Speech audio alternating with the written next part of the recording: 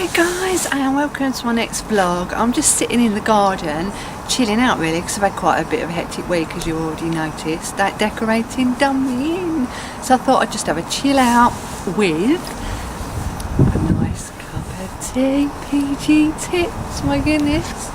I like sitting in the garden purely because I can be at one with nature.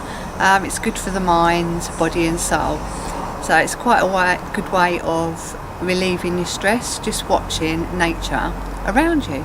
So shall we take a look at what I can see? Stay with me.